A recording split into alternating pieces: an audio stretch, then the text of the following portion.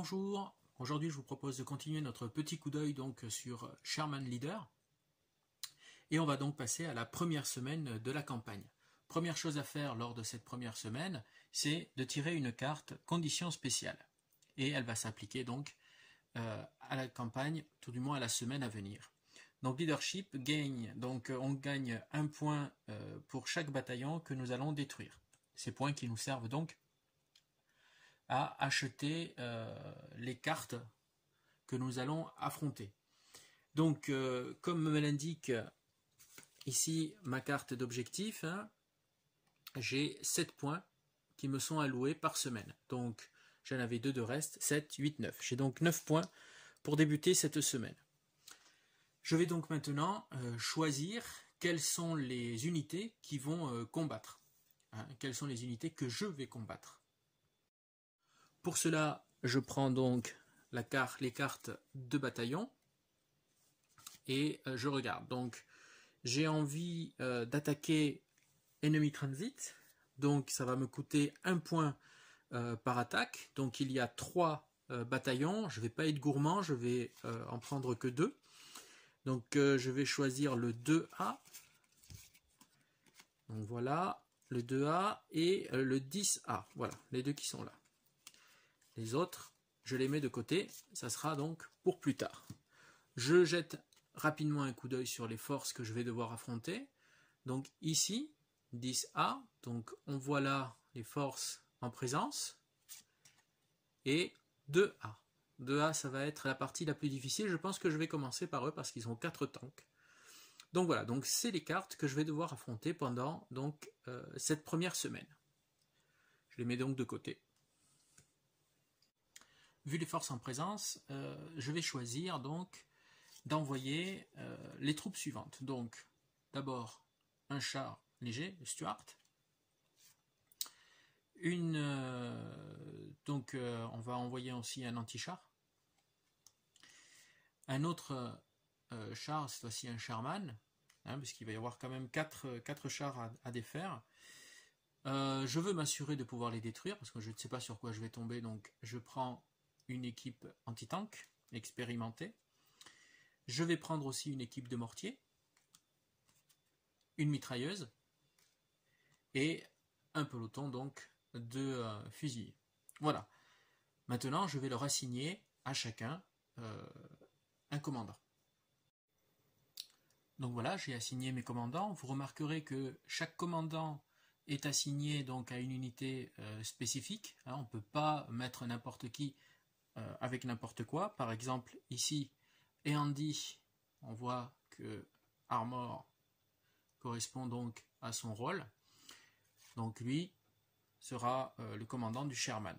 Et ainsi de suite donc pour les autres unités. Maintenant que j'ai affecté mes commandants, je vais passer donc à la suite et sélectionner le premier bataillon que je vais combattre. Je décide de commencer par le plus gros morceau. Donc je vais attaquer le 2A. Voilà, qu'il y a ici. Donc c'est lui auquel je vais m'opposer en premier. Je note donc que je vais dépenser 1 point pour cette action. Je vais maintenant passer à l'étape suivante, l'étape de pré-combat. Au début donc de chaque bataille, ce que je dois réaliser. Première chose à faire, tirer une carte événement. Et comme c'est le début, je ne m'intéresse donc que à la partie donc ici supérieure. On va mettre un peu de lumière pour que vous puissiez mieux voir. Voilà. Donc que à la partie supérieure. Donc je gagne un point de victoire pour chaque bataillon que je vais détruire. Je la pose et je passe donc à l'étape suivante. Je place ensuite le marqueur de tour sur 1, sachant que chaque bataille va durer donc 5 tours. Normalement, c'est à présent que je dois mélanger les tuiles et les disposer. Bon, je l'avais fait en débutant la campagne. L'étape suivante, je dois placer mes unités et ensuite les déplacer pour un mouvement gratuit. Bien, donc je décide de placer mon unité blindée. Alors peu importe, on va la placer là. Voilà. Et puis ensuite, tout le reste des unités dans l'hexagone à côté. Peut-être que je pourrais diviser mes forces. Ou alors on reste groupé et puis on monte. Bon, on verra. On reste comme ça. C'est peut-être pas la bonne stratégie ni tactique. On verra. C'est juste pour voir les mécaniques du jeu. J'ai donc droit à un mouvement gratuit en ce début de partie. Donc je vais décider de bouger ici quelques unités. Alors ici ce ne sont pas des... là ici ce sont des hexagones qui ont un couvert lourd, hein, un couvert important. Ce ne sont pas des infranchissables. Les infranchissables, ils ont cette petite... voilà ici, vous voyez, infranchissable pour certaines unités, ou alors, voilà, c'est marqué ici. Donc là ce n'est pas le cas. Donc on va avancer cette unité ici, celui-ci là, et voilà, donc j'ai, voilà, et puis le reste, pour l'instant, ça ne bouge pas. Je verrai ensuite selon ce que fait l'ennemi. Alors, pour savoir quelles sont les forces ennemies, je dois regarder la carte du bataillon que je vais affronter. Donc on voit qu'il y a 4 tanks, je vais devoir les tirer au hasard, donc je les ai mis tête bêche, donc je vais devoir vraiment au hasard désigner 4 tanks. Ensuite, je prépare déjà les 2 half-track, puisque eux, voilà, donc il faudra les placer, et ensuite 2 AK, donc ça aussi, ils sont prêts. Voilà, je vais tirer au hasard donc les 4 tanks. Alors voyons sur quoi je vais tomber, pourvu que ce soit pas du trop lourd quand même.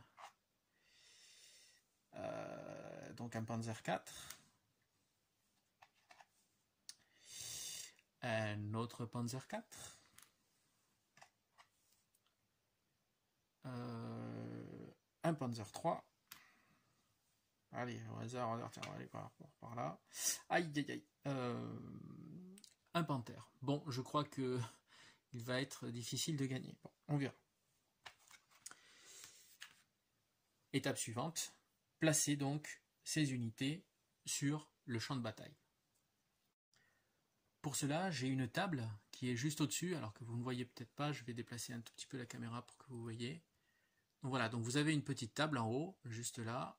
Hop, voilà. Ici, en lançant un des 10, ça va nous permettre de savoir, donc ces hexagones-là correspondent aux hexagones que vous avez là. En lançant un des 10, on va donc pouvoir les placer. Alors, je vais le faire rapidement et je reviens vers vous. Bien voilà, donc c'est fait. Donc le Panther, l'Alf, le Panzer 3, le Panzer 4. Ensuite, un car Panzer 4. Alors là-bas, vous ne le voyez pas à cause de la lumière peut-être. Donc c'est un Alf aussi. Et puis là, l'autre AK. Voilà, donc nous sommes prêts. On va pouvoir donc attaquer. L'étape suivante, ils ont donc eux aussi une possibilité d'avancer gratuitement. Donc les fusiliers doivent avancer obligatoirement de 2. Alors ici, il n'y a pas de fusilier. Donc les autres unités vont à leur tour avancer, mais cette fois-ci de 1. Si j'en avais, je pourrais aussi déplacer les anti-tanks, mais je n'en ai pas. Donc, en ce qui concerne les Allemands, pas de mouvement pour ce pré-tour. La dernière étape, avant de commencer la bataille proprement dite, c'est de voir quel est le niveau d'agressivité de mon ennemi. Donc pour ça, je vais lancer un des 10 et je vais me référer à la carte de campagne que je vais vous montrer. Donc je tire un 6. Donc si je regarde la carte de campagne, il faut s'intéresser ici. 1 et 3, ça sera un D6. 4 et 10, ça sera un D10. Donc je vais assigner pendant cette bataille un D10 pour tout ce qui est mouvement, pour l'ennemi. Voilà, je suis prêt. Dernière chose que je dois garder en tête, c'est que sur la carte de bataillon ennemi, ici, on me dit que les chars donc ennemis auront un +2 lors de leur jet d'attaque. Donc voilà, il faudra garder ça en mémoire tout au long de cette bataille. La phase de mouvement débute par les unités qui ont un talent d'avance rapide, ce qui n'est pas le cas dans mes troupes. Donc on passe tout de suite à l'avance des ennemis. Pour cela, 2 choses à regarder. Le dé qu'on a tiré précédemment, donc au lieu d'un D6, ça sera un D10. Et ensuite, sur la carte de campagne, il est marqué que lors des mouvements ennemis, l'ennemi gagne +2 lors de ces jets de dés. Donc il faudra ajouter 2 au résultat. Donc on y va. Donc ça nous mène à un 7-8. Donc ils vont bouger à 7-8. On va venir placer un petit marqueur sur 7-8. Et ensuite on va croiser donc la ligne avec les colonnes des unités pour savoir ce qu'ils font comme mouvement. Donc on commence ici par les tanks. On dit donc avance s'il ne peut pas attaquer. Donc ici celui-là il ne peut pas attaquer parce qu'il a la ligne de vue qui est bloquée. Donc il va avancer directement donc d'un hexagone soit vers l'ennemi soit à couvert. Donc ici il pourrait aller là mais il va devoir privilégier donc l'ennemi. S'il y avait eu 2 cases à égalité, il aurait choisi cette fois-ci le couvert. Mais je pense qu'il vaut mieux aller vers le couvert, c'est je pense ce qui est recommandé. Donc il va là, il se déplace, et maintenant est-ce qu'il peut attaquer? Donc il ne peut pas attaquer, il a toujours sa ligne de vue bloquée, donc il a joué. Je le mets comme ça, afin de savoir qu'il ne doit pas rejouer. On s'intéresse aux autres tanks. Je vais faire les tanks en premier, comme ça j'en suis débarrassé. Donc ici le Panzer III, eh bien lui pareil, il a une ligne de vue qui est bloquée sur les unités. Donc il va avancer au plus proche. Donc le plus proche c'est ici. Donc il va avancer là. Voilà, d'un hexagone. Est-ce qu'il peut attaquer? Donc il a une ligne de vue qui est dégagée sur cet hexagone. On le voit là. Il ne traverse pas. Donc il va pouvoir tirer. Donc il tire sur l'unité la plus faible en défense. Donc ici c'est mon unité d'infanterie 902 qui n'a que, je crois qu'il n'a que 3. Alors moi, peut-être qu'il y en a une plus petite encore. Oui, si, il y a la 921, qui est donc la plus petite, qui a une défense de 2. Il ne faut pas que j'oublie la carte qui m'indique que pour tout jet de dés de tank, on a un +2. Donc on va lancer 2 d 10. Et on va voir le résultat. Il faut faire donc, comme c'est du HE, donc c'est en rouge contre l'infanterie, il faut donc faire 5 et plus. Donc 1 et 2, c'est bon, il y est, on y va. Donc, hop, hop, il obtient 2-1. Donc même avec la meilleure bonne volonté, il n'arrivera pas à le dépasser. Et en plus, on enlève donc une pénalité qui est de -1 parce qu'on est à une portée de 2 hexagones. Il a donc avancé et tiré. On va donc le mettre comme ceci pour savoir qu'il a joué. On s'intéresse ensuite au Panzer IV qui fait le même mouvement, qui lui aussi peut tirer. Donc on lance les 2 dés à nouveau. Donc il faut faire cette fois-ci 4 et plus, pénalité de -1 pour les dés. On y va. Donc il fait, alors celui-là il touche pas, et celui-là il fait un 8, il fait une touche. Donc il a une touche donc sur le moins, celui qui a la défense la moins élevée, qui est 921. Alors on va jeter un dé de défense pour 921 afin de voir si oui ou non il est touché, sachant qu'il bénéficie, donc ici il y a un H, il bénéficie d'une couverture lourde sur le terrain, donc un +2 à son dé. Donc sa défense est de 2, +2, donc 4. Et est-ce que son chef lui apporte quelque chose en défense ici? Non. Donc on y va. Ouf. Largement suffisant, donc rien, aucun effet. Donc lui aussi a joué. Hop, voilà. On s'intéresse au dernier tank qui est ici, c'est le Panzer IV. Donc, est-ce qu'il peut attaquer? Oui, il peut attaquer tout de suite. Il a une portée. Donc, il attaque. Donc, 1, 2, 3. Il est à portée de 3 sur le même ennemi. Donc, on va jeter les dés. Il va donc souffrir d'une pénalité supplémentaire sur son jet. On va voir le résultat. Donc, raté. Décidément, j'ai pas de chance au dé. La partie du risque de durer longtemps. Donc voilà, donc aucun effet. Donc il reste là. La règle n'est pas très claire là-dessus. Est-ce que une fois qu'il a avancé ou tiré, est-ce qu'il peut reprendre donc du coup une attaque suivante? Moi, c'est comme ça que je le comprends, c'est-à-dire que dans la phase de mouvement, soit il peut tirer, et donc il le fait, soit il ne peut pas tirer et il avance. Une fois cette phase de mouvement terminée, il peut tirer. Donc là, il va retirer une seconde fois pour moi. Donc il est toujours à portée, il est à 3 hexagones, et c'est toujours une attaque HE, donc il doit faire 4 avec une pénalité donc sur le résultat de son dé. Donc peut-être que cette fois-ci, il touchera. Oui, il fait une touche, donc on va lancer mon dé de défense, donc j'ai toujours 2 en défense, plus 2 ici, donc ça fait 4, et je fais 3. Donc c'est bon, il ne se passe rien. Donc celui-ci a joué. Je m'attaque maintenant aux autres unités, donc lui il est absolument pas à portée, donc il va juste avancer, voilà. Celui-ci a une portée de 3 hexagones, 1, 2, 3, et c'est un A-quart, donc il peut soit avancer s'il ne peut pas tirer, il peut tirer, donc il va tirer, toujours contre le même, décidément, si cette unité réussit à ne pas être blessée, mais avec ma chance au dé on peut y compter, ou plutôt ma malchance, donc c'est bon. Donc pareil que l'autre, hein. Donc il a tiré, il ne bouge pas, il va donc refaire donc un tir. Même résultat, donc cette fois-ci j'ai une touche, donc pareil, je lance à nouveau les dés. Cette fois-ci je suis touché. Donc je vais piocher au hasard un petit marqueur, donc on y va. Voilà, et donc ils sont double face, donc un pour ici les blindés, et puis moi ce qui m'intéresse c'est l'autre, voyons ce que j'ai tiré, ah bah j'ai de la chance, no effect. Donc il ne se passe rien pour celui-ci. Donc encore un tir loupé. Voilà. Il me reste ici, lui il n'a pas de ligne de vue, donc il avance, il va aller dans le couvert, il peut toujours pas tirer, et pareil pour celui-ci qui va avancer donc au plus proche, il n'a pas de ligne de vue dégagée, donc lui aussi. Voilà, l'ennemi a joué, c'est à mon tour maintenant de mener mes mouvements et mon attaque.